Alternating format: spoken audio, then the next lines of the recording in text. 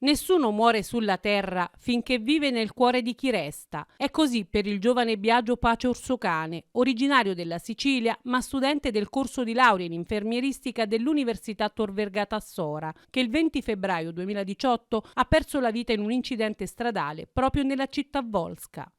Giovedì 27 giugno, nell'aula magna Luca Polsinelli, gremita di studenti e docenti della sede di Sora e Ceccano del corso di laurea di Tor Vergata, si è tenuta la cerimonia di premiazione del torneo di calcio a 5 University Nursing Cup, secondo Memorial Biagio Pace. I compagni ed ex compagni del corso di laurea hanno voluto anche quest'anno ricordare il loro collega Biagio. È stata un'edizione ancora più bella perché il ricordo ci siamo resi conto che è praticamente aumentato e siamo molto contenti dello spirito che c'è stato in campo a livello di solidarietà, a livello anche di collaborazioni, perché abbiamo avuto tantissime persone che si sono strette intorno a noi per portare vivo questo ricordo, e quindi un ringraziamento veramente speciale dai ragazzi, alla direzione didattica, all'Università di Roma Tor Vergata e a tutte quelle altre persone che nel loro piccolo hanno reso grande e bello e realizzabile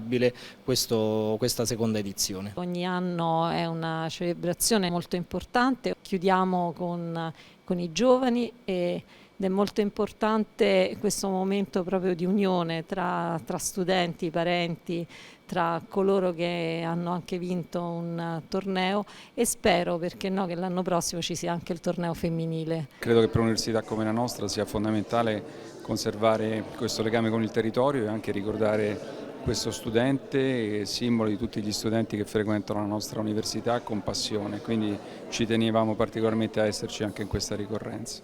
Penso che il messaggio che ha trasmesso l'università, i docenti di questa sede in particolare, sia stato molto, molto importante. Lo sport aiuta a superare tante difficoltà.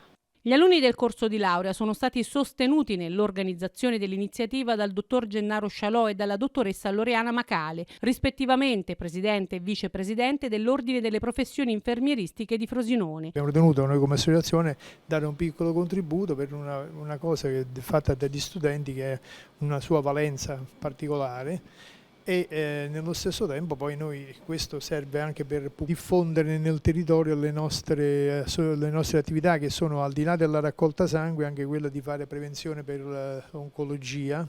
Un gesto di sincero affetto che i giovani del corso di laurea hanno voluto dedicare alla famiglia di Biagio. Rendere presente Biagio attraverso quella che è stata la sua esperienza di giovane.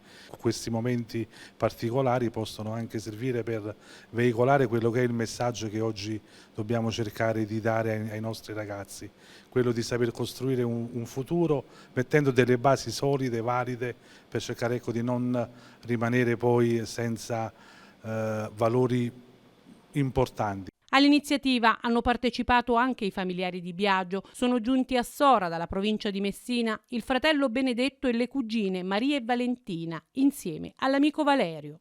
Ringrazio tutti, ringrazio l'università, ringrazio tutti gli amici di Biagio che hanno fatto tantissimo e continuano a fare per ricordarlo sempre, perché è questo che veramente lui si merita, perché era una persona davvero speciale.